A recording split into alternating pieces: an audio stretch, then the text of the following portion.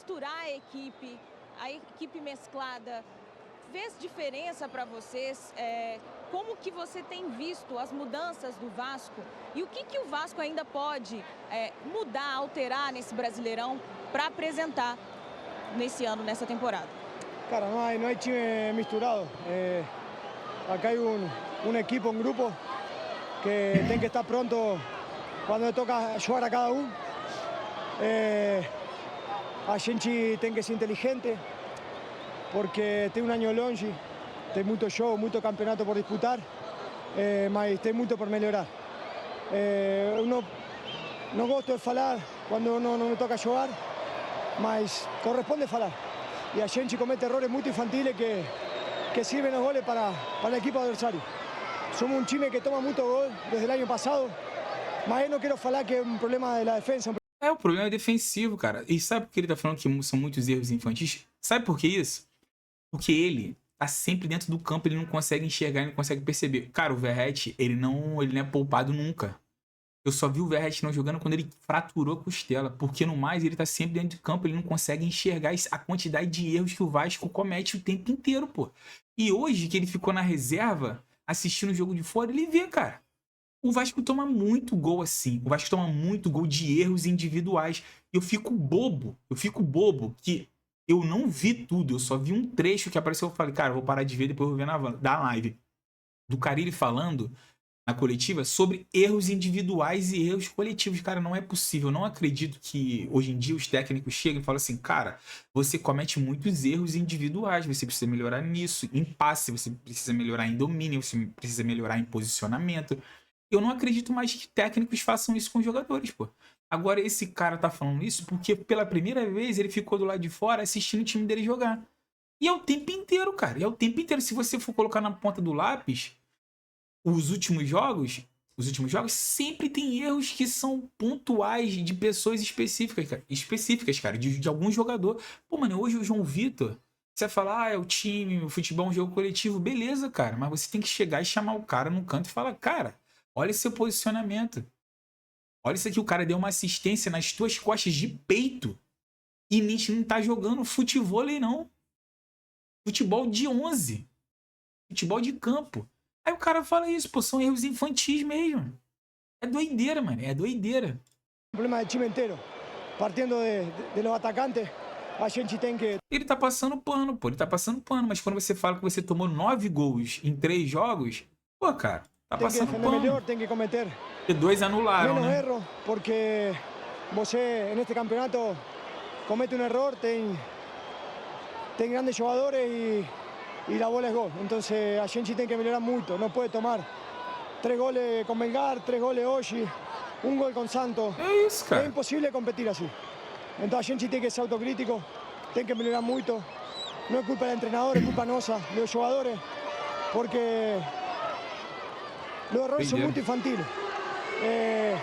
Mas parte de los atacantes, não falo da defesa, de nada em particular. Tá falando da defesa, irmão. Você tá falando da defesa, mas obviamente que você não quer ser esse cara, né, que critica um setor do time e você tá na razão pra manter o vestiário ok, pra manter o coletivo ok, mas é isso, cara. Existe um setor do Vasco hoje. Existe um setor do Vasco hoje que tá em outra rotação, pô. E tipo assim, o que seria a qualidade do Carille, irmão, tá sendo o defeito em todos os jogos. Mano, a gente tá falando de 3 gols com erros individuais. As últimas partidas também com erros bobos assim, mano. Falta de pressão, falta de marcação. Cara, tira, banca o João Vitor, pô. Deixa aí o Freitas e deixa o Lemos. Banca, pô, e aí a galera vai ver no que dá, ué. A gente tem que defender melhor partindo desde a delantera. Mas é o começo, melhor que aconteça agora, que não aconteça mais adelante. Mas a gente tem que melhorar muito. Cara, e tem essa expressão assim, ele fica acima de quem tá irritado, mano.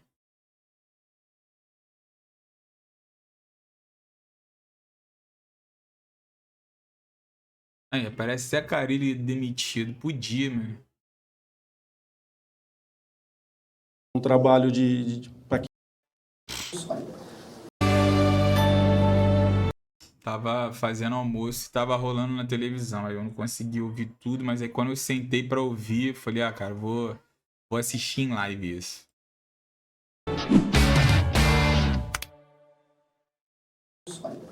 No Vasco da Gama são 4 jogos e 9 gols nos últimos. Se a gente contar os que foram agora, de certa forma, renovados, aí essa conta aumenta ainda mais. A pergunta que a gente faz, o torcedor sempre está fazendo é a seguinte: já foi testado todas as formações que a gente tem praticamente da zaga hoje. E existe zagueiro, e a gente sabe que o torcedor questiona muito em relação ao Capasso, ele não seria uma opção. Cara. Aí, ó, o repórter, mané. Capasso, cara. Pô, mano, o repórter também eu vou te falar, não, mano. Pela sua parte ou pela parte da diretoria do Vasco da Gama? Pô, irmão. A gente tem trabalhado bastante para minimizar esses erros, né? Ele não quer nem falar do coletivos, Capasso. mas individuais também. Erros coletivos e mais erros individuais. Como é que você resolve erro individual? Como é que você resolve? Cara, eu assisti o jogo. O João Vitor, sem brincadeira, teve um lance que ele tava marcando. Ele sempre parece que ele atropela uma das linhas. Ele tava marcando no meio campo antes do Puma, tá ligado? O primeiro contato que o cara do Corinthians teria com o marcador seria com o Puma. O cara tava subindo pela esquerda. Mas o João Vitor já tava lá na frente. O João Vitor tava marcando no meio campo. E tipo assim, não foi um lance em que ele cortou uma bola de cabeça e já tava lá. Não, ele veio de trás, correndo. E meio que não sei o que. E ele tava ali, pô. E ele tava ali. Isso é um erro que você tem que chamar no canto e falar, João Vitor, isso é um erro de posicionamento, cara. Isso é um erro de falta de inteligência de leitura de jogo, pô. Isso é muita doideira, cara. Isso é muita doideira. Sabemos que estamos em competições onde todos os adversários têm muita qualidade e você erra, no mínimo você vai tomar um susto, no mínimo vão finalizar no seu gol. Né? Então é repetição, é trabalhar, é deixar todo mundo muito concentrado das ações que tem que fazer e individualmente tomar as melhores decisões dentro de campo. Né? Mas a pergunta, cara, você senta, Carille, você senta os jogadores que erram pra cacete individualmente, você senta com eles no canto e você fala assim, cara, olha, sabe o que eu acho, cara? Que você deveria colocar num telão, chamar só esse jogador e os lances de cada um e sentar e falar e mostrar no telão.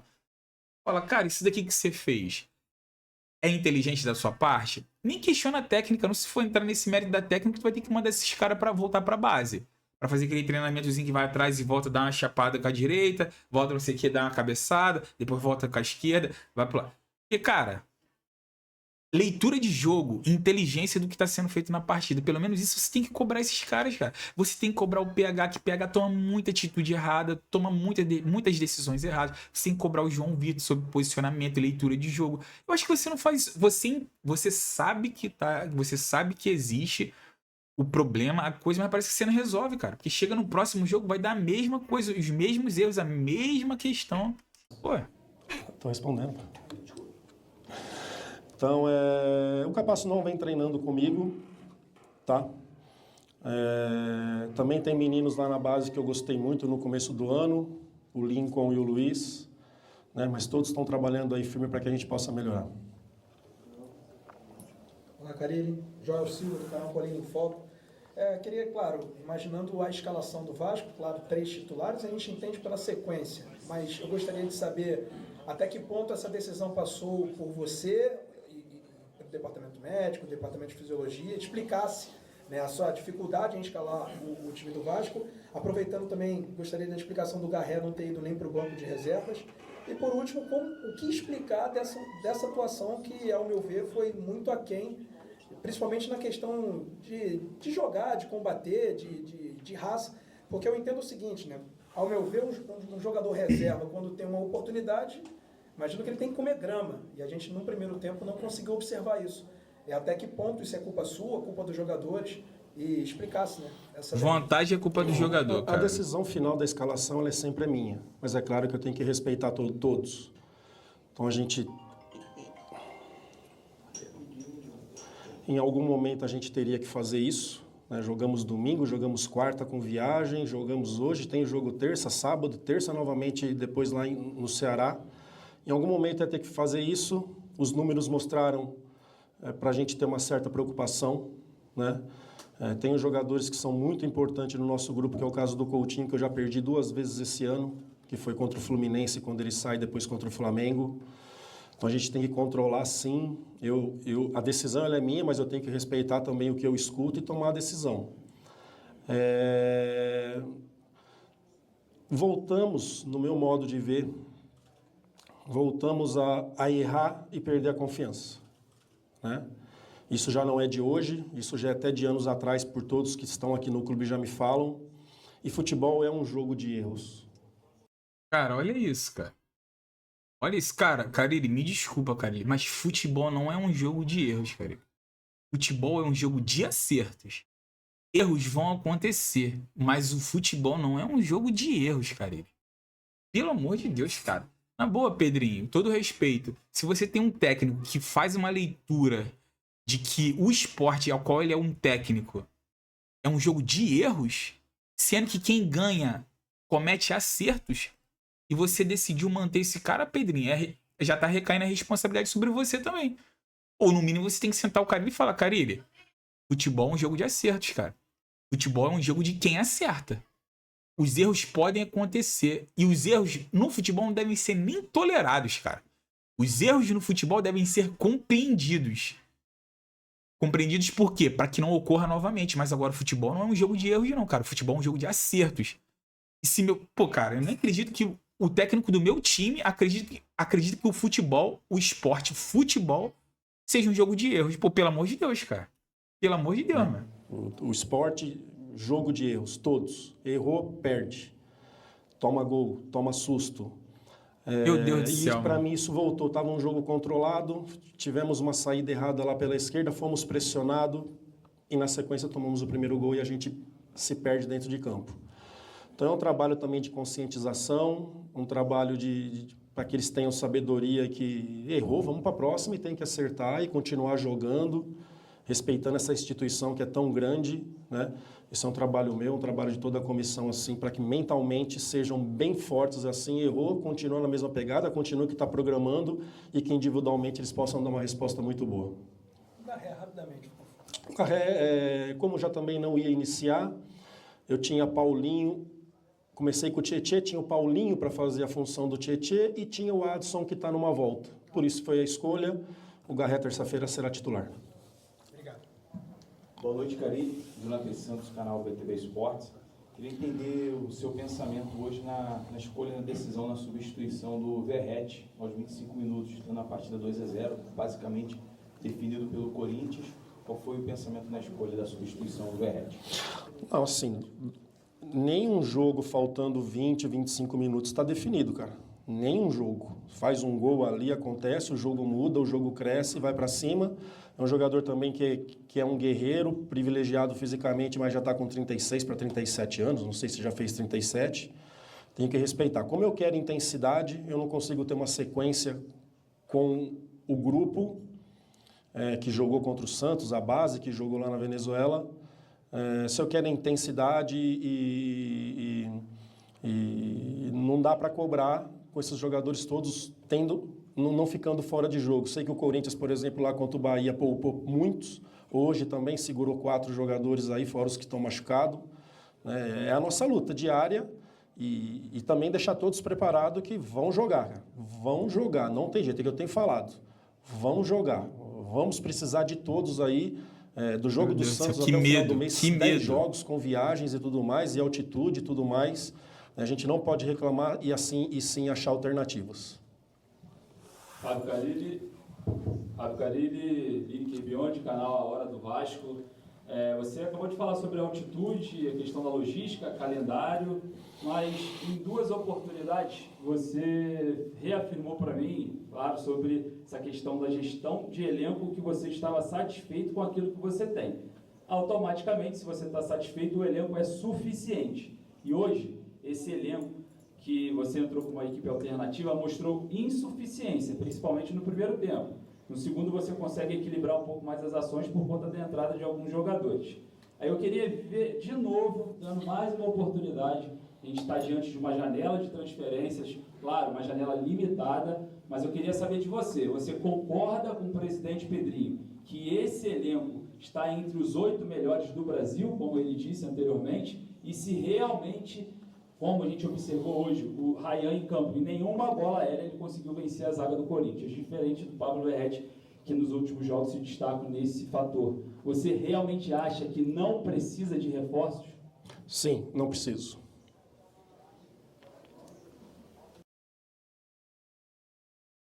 Cara, eu concordo com ele. O que o Vasco hoje precisa, eu concordo em parte. O Vasco precisa de jogadores, mas a prioridade do Vasco é um técnico novo.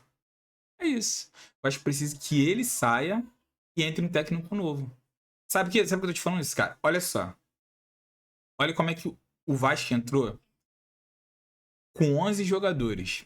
Mas como ele montou a escalação, a gente praticamente entrou com menos 2 jogadores. Porque o Tietê não jogou. Porque o Tietê... Cara, onde é que o Tietê aponta?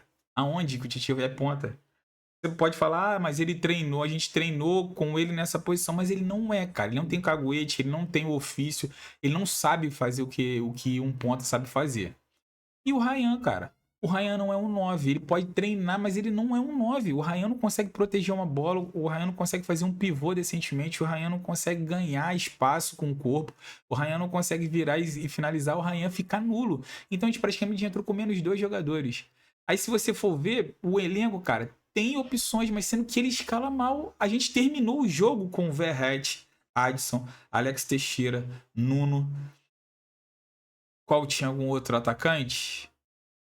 Adson, Verratti e o Payet. A gente terminou com 5 caras na frente. O time parecia um Frankenstein. Você não sabia. Os caras claramente não sabiam quem deveria ocupar certo espaço do campo. Cara, doideira, tanto que o Nuno tava meio que de segundo volante.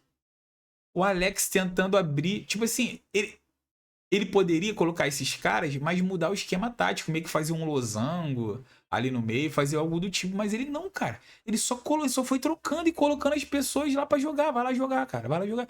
Cara, o jogo daqui a pouco ganhou contornos assim de eu olhar pro time dele e falar, cara, é um bando em campo. Aí ele fala que é suficiente, eu até concordo, cara. Dá pra tirar um futebol melhor do que esse que foi apresentado contra o Corinthians. Dá, com as suas limitações, dá pra tirar. Mas agora o time, taticamente, você vê que parece que não foi treinado, cara. Parece que é tipo assim, tá ligado? É jogo festivo, final de ano. E só coloca a galera lá pra jogar.